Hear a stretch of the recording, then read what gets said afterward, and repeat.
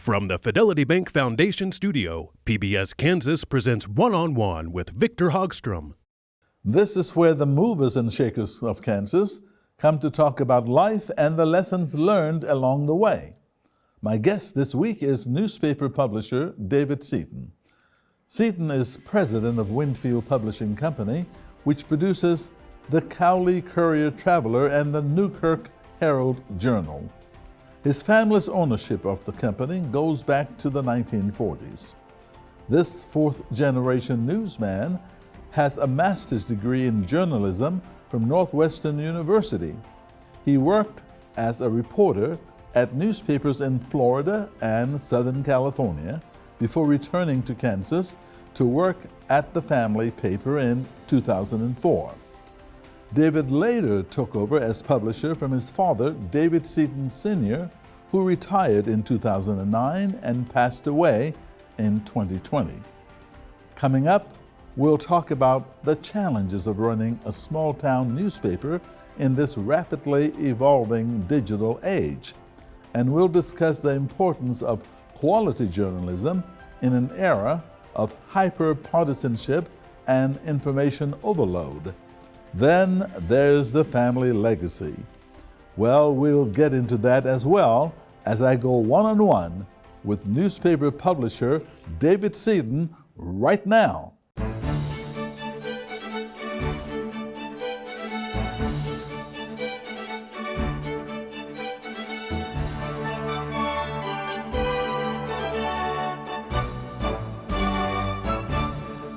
Hello, and thank you for joining us. I'm Victor Hogstrom, and I'm so pleased to welcome David Seaton to the program.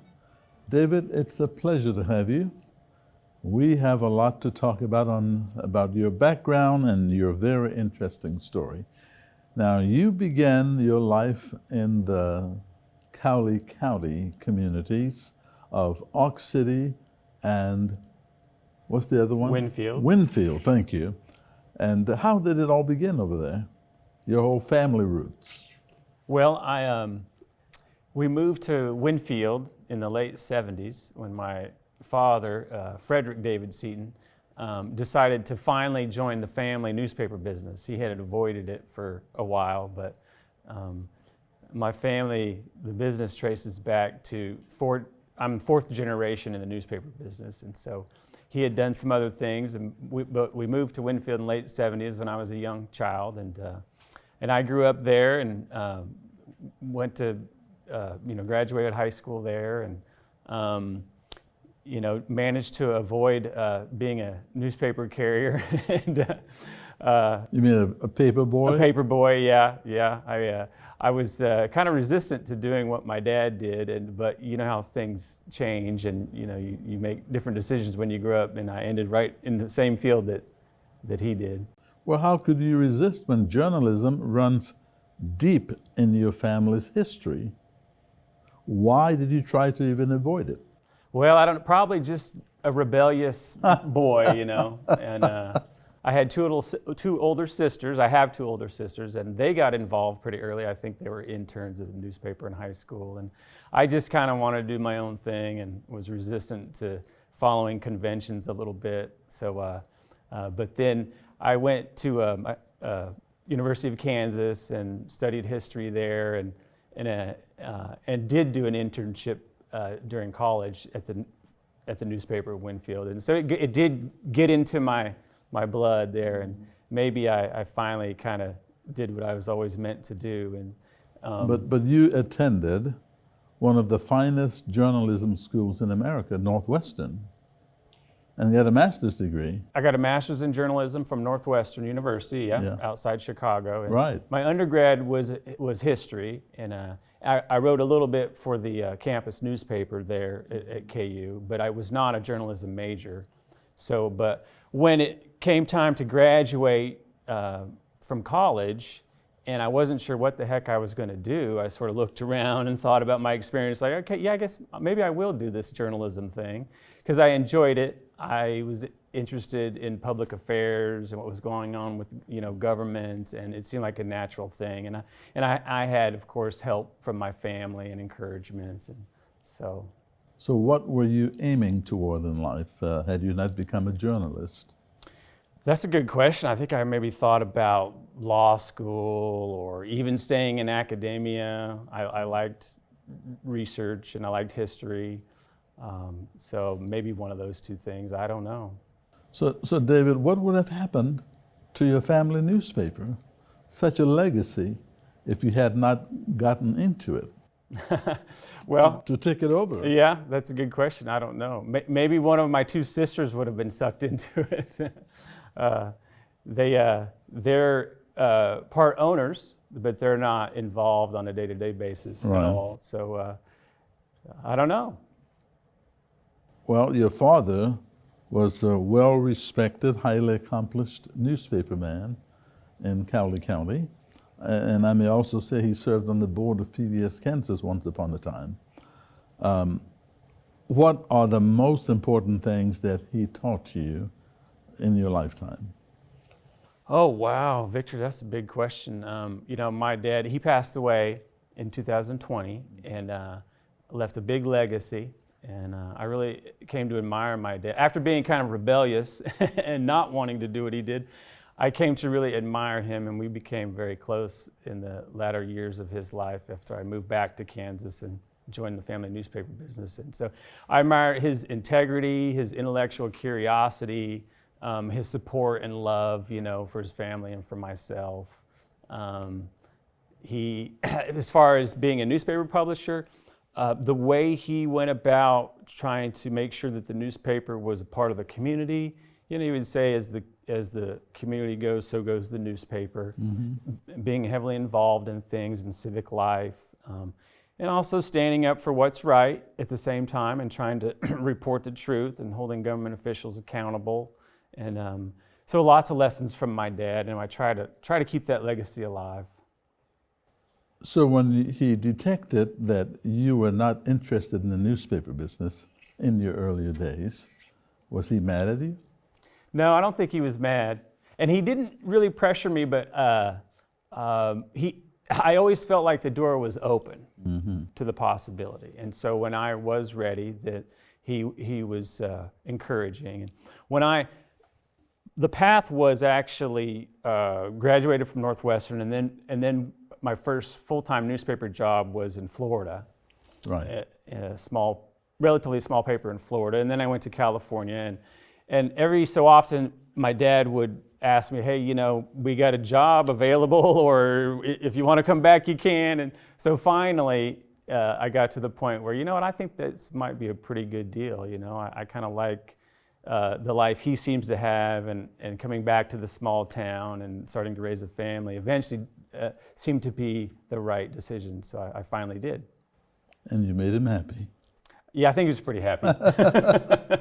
And did he train you in the management of a newspaper?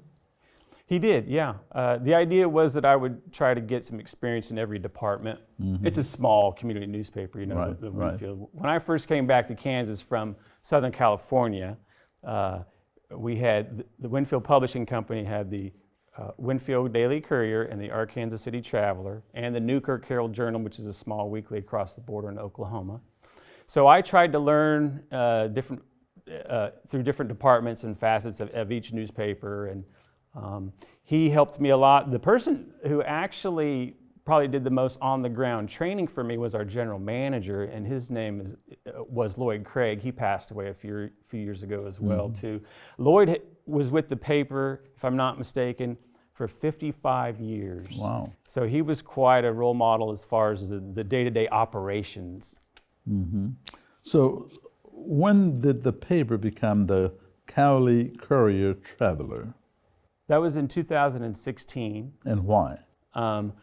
Business decisions, with the state of the newspaper industry as the printed newspaper kind of declines in popularity and things move online. Financial pressures sort of forced us to decide, okay, we're going to have to do some consolidation and find efficiencies. And so those two communities are 10 miles apart, right. And so we were already sharing resources, so it made sense to just combine them into one county-wide, more regional publication. So would you classify that as the best business decision you've made? Well, I don't know about best. But it Well, the definitely. paper is still alive. The paper's still going. Yes. Yeah, that's true. And a lot of people ask, how are things going, at the newspaper, and I say our doors are still open, and we still got thousands of customers that we're pleasing every day, and sometimes not pleasing. That's part of it, of course, Right. too. But so it was definitely the right decision. I don't see how we could have avoided that. So what other changes have you made since you took over the paper? Oh gosh, a lot of changes in the operational structure. We probably 8 or 9 years ago, we went to all mail delivery. So the paper boy system, the paper route system, we ended that and went to the mail. That was a business decision. It was kind of sad because of that tradition of having young boys and girls deliver the paper and motor route carriers. So that was difficult, but it was something we felt we had to do. That was a big event. And not too long ago, we ended up closing down our press. This was in February. We maintained a press up to recently, where a lot of newspapers across the country have shut down their press and outsourced it. We held on for quite a while, but things like equipment issues and personnel issues led us to decide that we were going to get our newspaper printed in Ponca City, Oklahoma, which is right across the border. So, David, what is the biggest challenge that you face today with the newspaper? The biggest challenge is there's many, but the biggest one is kind of what I think I referenced earlier. It's just the change in how people are consuming information and news. It's so much is going to the digital platform, and people sort of substitute social media and their Facebook news feeds for actual news today, which is really kind of understandable, but kind of sad because a lot of that is gossip and innuendo and not fact-checked. And so trying to battle against that, keep ourselves established as the credible, reliable source of news and information for our area is something we really focus on, and trying to make sure, that our advertisers are pleased and we're helping them get their message out. So there's lots of challenges, but that's the number one. But what about the currency of the news? Social media now has a tendency to really update the news and give you the latest.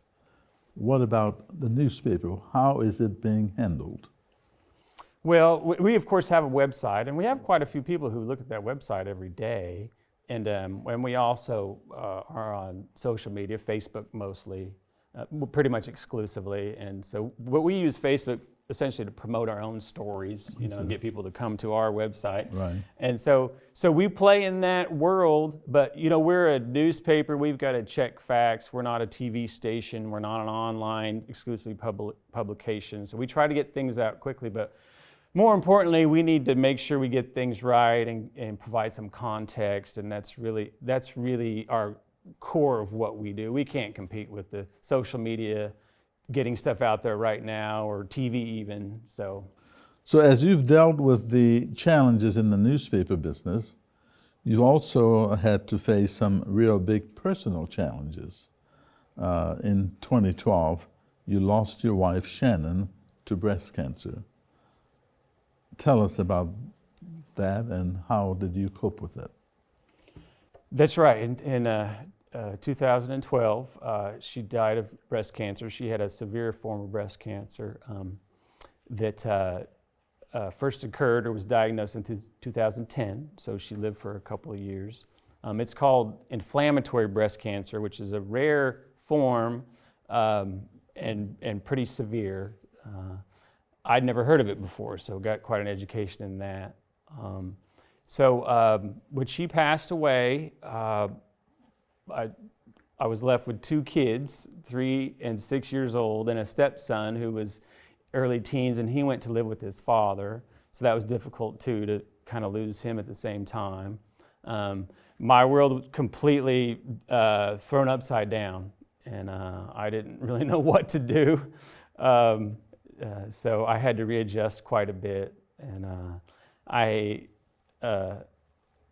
work had always been the priority, or one of the biggest priorities. I had to kind of scale back from that, and let other people do things that I was doing, and so I could readjust to make sure that my caretaking of my kids became a big priority, and had to find daycare and figure out how to get them places, and I'm very blessed to have a job that I could be flexible with, right? That I could do that and take time off work, and so I'm very grateful for that. And so it was really tough. I was scared, and I was fearful, and I was angry, and I expressed all these things to certain people in hopefully appropriate ways to try to get through the difficulty of it. And I think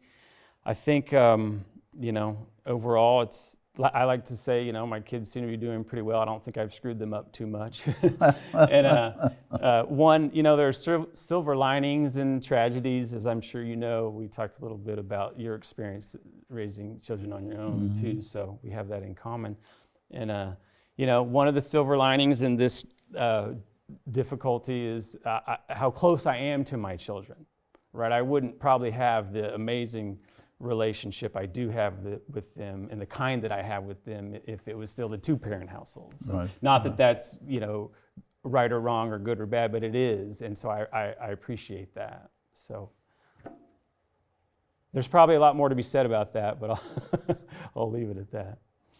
So now you have with a wife gone, you're still doing well with the kids, and they're all happy.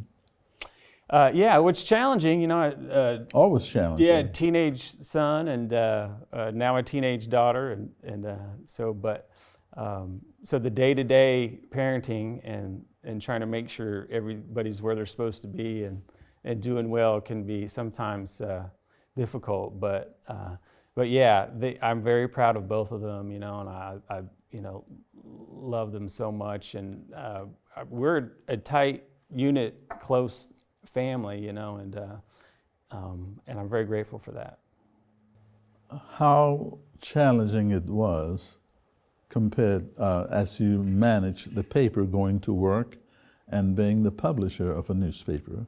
What were the surprises that you discovered?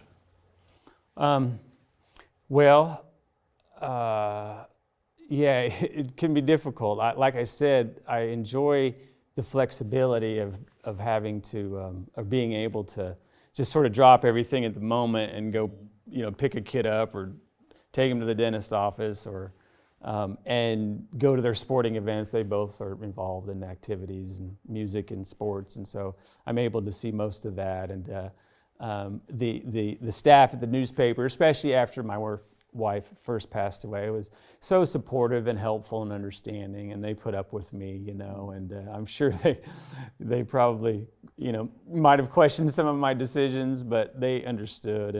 And the community at large, a small community, when something like that happens and you have friends and family and even people you don't know step up to help you, it really does give you a sense of comfort and strength. Yeah.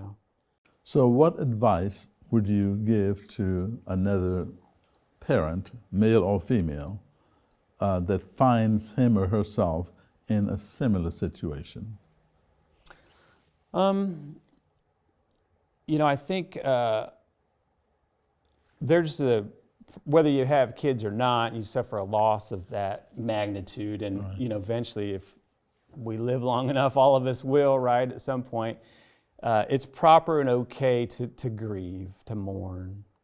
And mourning means, express the pain and the difficulty you're going through in some form or fashion, and it's okay to do that. In fact, it's good to do that. And crying is okay, and tears can be cleansing, and hopefully people find a way to do that. So that's one of the first things I tell people. And secondly, just keep plugging along best you can, one day at a time, and things will eventually change. The loss doesn't go away, but it sort of constellates itself, as part of your life, where you can you're okay with it, even though it still hurts. And I hope that I can be a person to provide some understanding and comfort and identification with people who are going through that similar things now. I try to do that.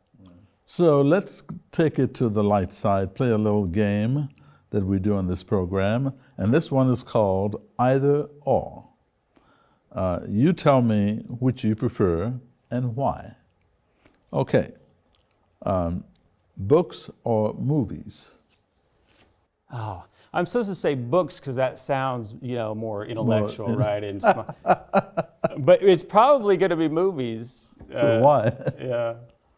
I don't know. I just I love movies. I love watching movies with my kids, especially my son. Mm-hmm. He loves movies, and we like to look at Rotten Tomato reviews, and talk about them. We see all the Marvel movies. I'm getting tired of those a little bit, frankly. But we saw the latest Black Panther movie, which we liked, and I liked it. It was really good. I would recommend that one. So probably movies. Okay. Fiction or nonfiction? Nonfiction. And why is that? That's a good question. I've never been too big into fiction. I've always, I guess, liked real life stories. The real thing. I guess so. Maybe that has to do with the journalism, I mean, it's kind of endlessly fascinating, right. Isn't it? Right. People's lives and so I will read some fiction and have. I had Ernest Hemingway was one of my kind of, idols mm-hmm. when I was younger and learning about life, but nonfiction. Okay. Football or basketball? Basketball. Why? I played both sports growing up and both in high school, but I just always loved basketball. From the first time I shot a basket, which might have been like in second or third grade, I think, and just love it and played it in high school. Thought I might go play at the college level or something, but that didn't happen. And went to University of Kansas, where basketball is huge. Right. So yeah. Did you play for Winfield High School? I did, yeah. Oh, wow. I did. We were terrible. Oh, terrible. That's why you didn't play for Kansas. Yeah, I guess so, yeah. What about city or country? City. Okay. Why is that? And this is a relative term, right? Living in a small town, it's sort of like, some people would think it's the country, but, it's not. I live in town, near downtown in our Kansas City. And I can't see myself living outside of the town. I don't know. I just like the fabric of a community, being part of that. Yeah. So tell me about the role that local newspapers play in small communities. A big role. That role has receded some because of what we talked about.